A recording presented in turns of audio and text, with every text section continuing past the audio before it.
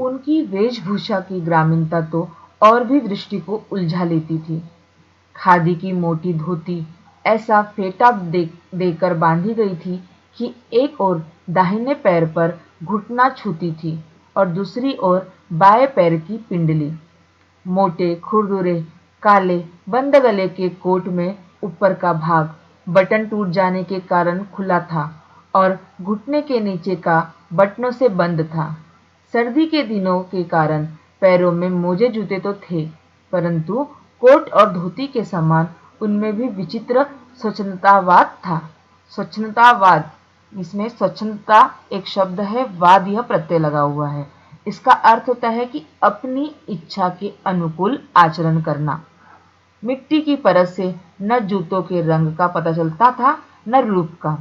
गांधी टोपी की स्थिति तो और भी विचित्र थी। उसकी आगे की नोक भाई बोह पर खिसक आई थी और टोपी की कोर माथे पर पट्टी की तरह लिपटी हुई थी। देखकर लगता था मानो वे किसी हड़बड़ी में चलते चलते पहनते आए हैं। अतः जो जहां जिस स्थिति में अटक गया वह वही उसी स्थिति में लटका रह गया। यह भी जो परिच्छेद है वह उनकी वेशभूषा पर है कि किस प्रकार की वह वेशभूषा धारण करते थे। उनकी मुखाकृति देखकर अनुभव होता था। मुखाकृति, मुख धन आकृति, संधि विच्छेद, यहाँ पर भी स्वर संधि होगा कि उनके मुखाकृति को देखकर ऐसा अनुभव होता था मानो इन्हें पहले कहीं देखा है।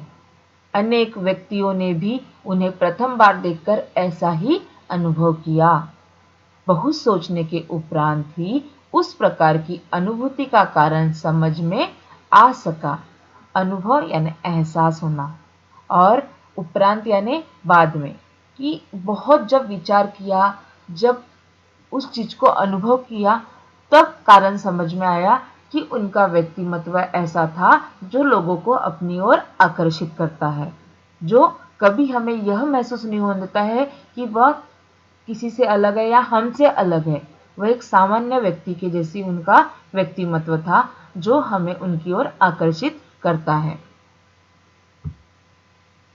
राजेंद्र बाबू की मुखाकृति ही नहीं, उनके शरीर के संपूर्ण गठन में एक सामान्य भारतीय जन की आकृति और गठन की छाया थी।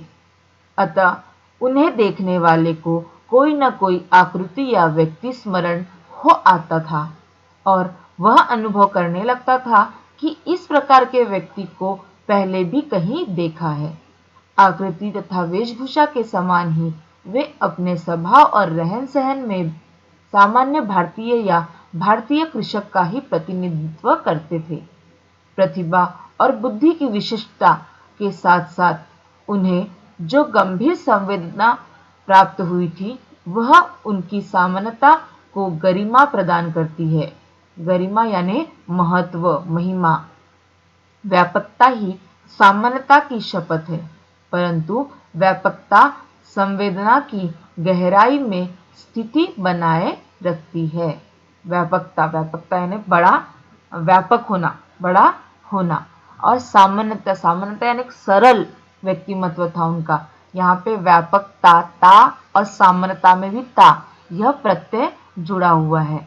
संवेदना यानी एक अनुभूति, एक संवेदनशील व्यक्ति होना, यानी जो हमारे हृदय से जुड़ा होना, हमारी संवेदनाओं से जुड़ा हुआ होना। ऐसे व्यक्ति का व्यक्तिमत्व उनका था और उनका यही व्यक्तिमत्व हमारे हृदय में एक छवि छोड़ता है कि एक बड़े राष्ट्रपति होने के साथ साथ उन्होंने अपनी जो वेशभूषा है उसे कभी छोड़ा नहीं उन्होंने।